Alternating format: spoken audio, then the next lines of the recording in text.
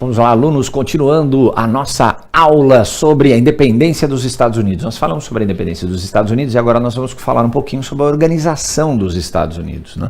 Os Estados Unidos vai fazer logo, né, no dia 4 de julho de 1776, eles já vão fazer a declaração de independência dos Estados Unidos e depois eles vão fazer, né, confeccionar a sua Constituição, que é muito legal, é a Constituição única até hoje. Os estados, eles têm leis orgânicas, ou seja, tem estados, por exemplo, que tem pena de morte, tem outros estados que não, mas a Constituição americana, eu falo americana, mas é estadunidense, é única. Por que eu falo americana? Estados Unidos da América, né? Por isso que eu estou falando americana aqui. Porque se você falar, os americanos, nós também somos americanos, brasileiros, nós estamos, né, no continente americano. Então, mas quando eu falar americano, vocês já sabem que nós estamos nos referindo aos Estados Unidos, né? Então, a Constituição americana, ela é única até hoje, é única. Eu estou falando isso por quê? Porque aqui no Brasil nós tivemos várias constituições.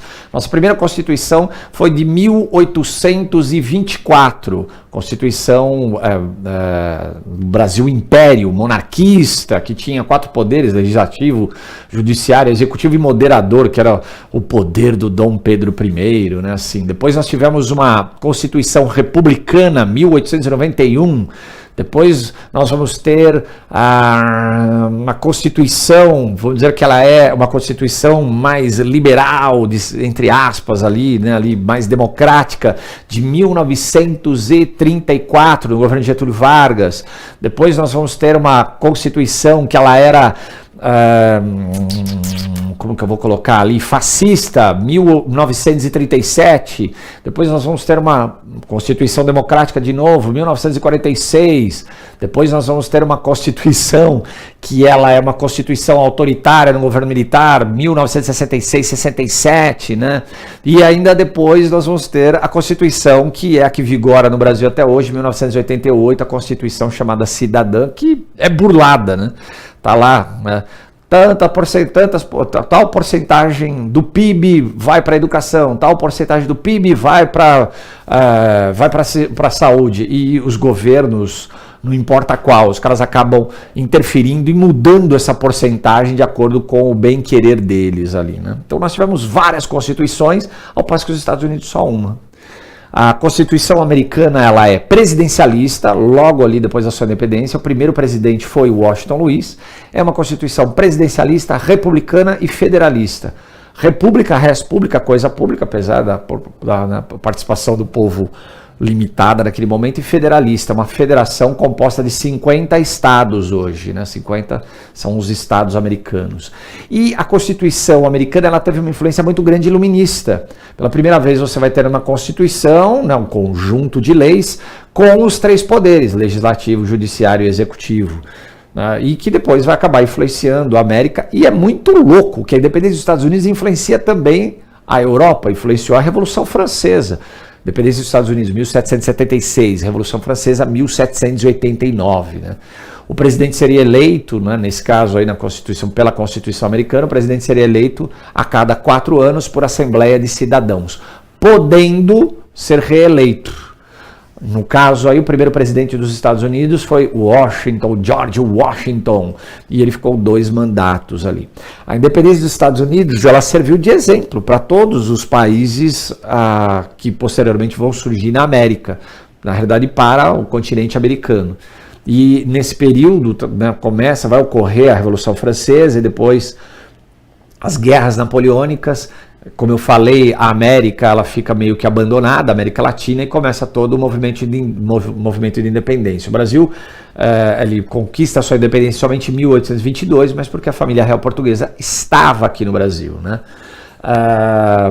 Após a independência, ocorreu a organização das colônias, né? Assim, as colônias começaram a se organizar.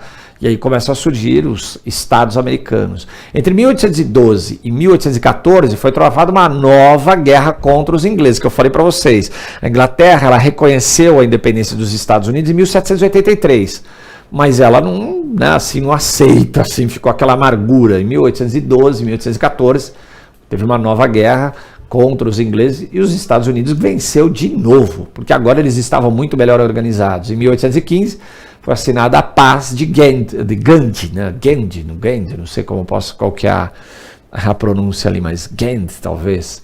A Inglaterra reconhecia a independência dos Estados Unidos totalmente e não iria fuçar, não ia mexer mais com os Estados Unidos. Essa guerra foi fundamental para a união entre a população, porque com a guerra a população tende a se unir mesmo, né? Assim, lutar com, vamos dizer assim, contra o inimigo comum, lutar pelos mesmos objetivos. Então os Estados Unidos ele vai ter uma organização posterior ali à sua guerra de independência. Chegando um pouquinho mais à frente, né, ali já na década de 20 do século XIX, o presidente americano James Monroe, ele decretou a chamada Doutrina de Monroe, que ela acaba sendo resumida numa frase, né, que é bem famosa: América para os americanos. A doutrina de Monroe, naquele momento, qual que era a ideia do presidente James Monroe? 1823, hein, pessoal? Qual que era a ideia do presidente James Monroe? Estava acontecendo na Europa, tinha acontecido na Europa o Tratado de Viena, e nesse Tratado de Viena, vou dizer que os países da Europa que estiveram sob domínio do Napoleão Bonaparte, vamos dizer que os antigos reis, eles retomaram o poder, eles foram reconduzidos ao trono, e existia uma possibilidade muito grande desses, vamos dizer, esses reis que foram reconduzidos ao trono, querer voltar os seus olhos para a América de novo e retomar os seus domínios na América. A Espanha retomar todo o seu controle da América, né? Aquela coisa, os portugueses, o rei estava aqui, né? Ele só vai voltar, na realidade, em 1821 e tal, mas também serviu para ele. Portugal, né, vamos dizer assim, exercer uma força maior ainda, ali já tinha sido a independência do Brasil, mas exercer uma força maior ainda sobre o Brasil, né, assim. Então, a ideia do James Monroe era impedir que a América fosse recolonizada pelos europeus. Só que, na realidade, essa frase acabou, a gente pode mudar ela, a América para os americanos do norte, porque a partir de ter decretado essa doutrina, os Estados Unidos começam a fazer uma política imperialista muito grande, principalmente sobre o continente americano, que depois vai se alastrar para a África e também para a Ásia. Então, após a decretação da doutrina de Monroe, a política imperialista dos Estados Unidos vai se voltar para a América e vai começar, vamos dizer, a ter uma influência muito grande sobre o continente americano, explorar o continente americano. Apesar que já existia antes, mas não era tão forte, né, essa política imperialista. Tanto que o primeiro país a reconhecer a independência do Brasil foi os Estados Unidos, né, em 1822. Os Estados Unidos também, já organizados, já fazendo uma política já, né, visando dominar determinadas áreas, os Estados Unidos precisavam dominar o seu território.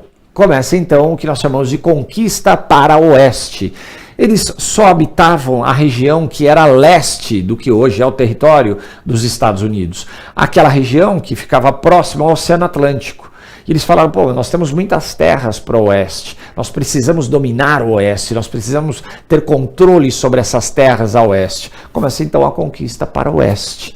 Então eles vão começar a caminhar em direção ao oeste, e isso incentivados pelo governo americano, né? E eles vão começar a caminhar para o oeste e vai começar a chamada, vamos dizer assim, conquista do oeste, que é mostrada em muitos filmes, né, que a gente chama aqui no Brasil de Bang Bang, né? Muitos filmes, né, de Far West, né, para o oeste. Essa conquista do oeste também ela acabou tendo um impulso quando houve o descobrimento do ouro na Califórnia. Descobriram ouro na Califórnia. Quando descobriram ouro na Califórnia, foi uma enxurrada de gente para aquela região. É chamada até febre, né, a febre do ouro. As pessoas se deslocaram para aquela região, ajudando no conhecimento do território e no domínio do território também. Já em 1846 e 48, os Estados Unidos entram em guerra contra o México. Coitadinho do México. Tem um presidente mexicano, que não me recordo o nome dele agora, que ele até proferiu uma frase, né, um tempo depois. Coitadinho do México, tão longe de Deus e tão perto dos Estados Unidos. Estou me referindo a isso por quê? Porque os Estados Unidos, essa guerra que ele fez contra o México, 1846, 1848, os Estados Unidos tomou quase 50% do território mexicano. Texas foi anexado, tem toda uma historicidade diferente, né? Ali, Califórnia, San Diego, São Francisco, Novo México, toda aquela região foi tomada. Aliás, tem até um mapa aqui, se não me engano, olha lá. Toda essa região, tá vendo ali, ó, região cedida, México, 1848, foi tudo tomado pelos Estados Unidos. Região adquirida ao México em 1853, Texas anexados em 1845. Os Estados Unidos tomou tudo, cara, assim. Os Estados Unidos foi para cima e foi tomando tudo. Toda essa quase 50% do território mexicano foi tomado pelos Estados Unidos. E eles devolvem? Óbvio que nunca vão devolver, né? Com essa conquista, então você teve, né, essa guerra contra o México, tomada de território mexicano. Com essa corrida de conquista a oeste, os índios foram dominados e segregados. O que aconteceu? Aos poucos, os índios, o exército americano, ele vai invadindo o oeste, vai entrando em confronto contra os índios americanos, né, os nativos americanos, Apache, Sioux, Cherokees, né, assim, você tinha várias tribos indígenas que foram sendo exterminadas literalmente através das armas de fogo, e também foram por causa das doenças. Depois, se não me engano, foi o governo Adams, que ele acabou segregando os índios numa mesma região. Ele pegou todas as tribos indígenas e acabou colocando numa região, o que acabou fazendo com que muitos índios morressem, né? Porque proliferou epidemias entre eles, o que acabou fazendo com que os índios morressem, muitos deles morressem. Muitas tribos de índios americanos foram exterminadas, o que a gente pode chamar de genocídio, a morte do índio, a morte da sua cultura, né? Assim, acabou sendo destruída a cultura de muitas tribos indígenas. E é interessante que os filmes, né, de Far West, né, mostrada pelos americanos, colocam o índio sempre como inimigo, mas os caras eram donos da terra.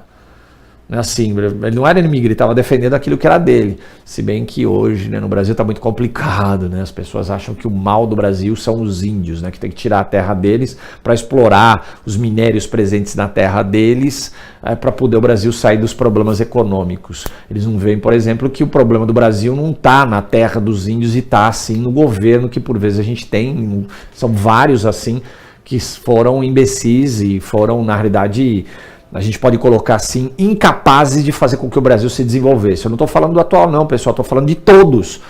Aponta um presidente para mim brasileiro que foi bom pra caramba. Geralmente as pessoas falam Getúlio Vargas e Juscelino Kubitschek. Getúlio Vargas governou de 37 a 45 sobre uma ditadura, então só aí você já pode colocar que não foi bom. Falta de liberdade de ir e vir, liberdade de expressão, não é bom para ninguém. E o Juscelino Kubitschek, ele detonou o Brasil, pegou dinheiro emprestado para fazer as suas várias realizações e fez com que o Brasil tivesse uma dívida externa enorme, gigantesca, tá bom? Então, assim, é difícil a gente apontar um presidente brasileiro que tenha sido bom, né? A gente consegue apontar vários que foram horríveis, vários.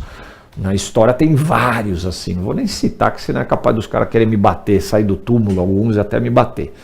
Na segunda conquista, né, segunda fase de colonização, de conquista do Oeste, ela ocorreu de 1865 a 1890, com incentivo governamental. É interessante que os Estados Unidos, o governo americano falava, olha, quem chegar em determinado local e colonizar vai ter direito à posse da terra. Foi o ato de propriedade, o Homestead Act, né, uma lei que o governo americano doava terras a quem nela se fixasse. Então o governo americano pegava e falava, ó, vai. E tinha literalmente assim, às vezes, né, eles falavam, tal dia vai começar a ter a corrida para você buscar o seu lote.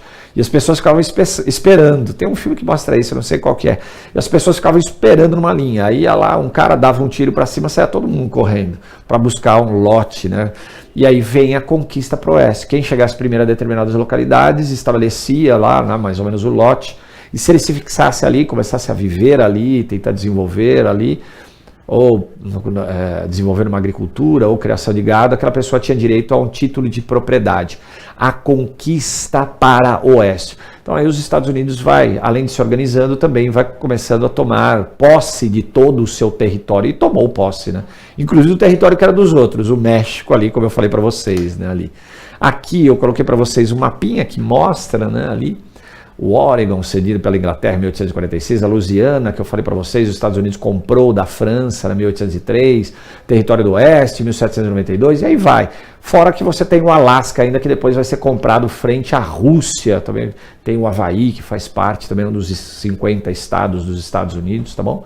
Até outro bloco, quando a gente continuar falando um pouquinho dos Estados Unidos, tá bom?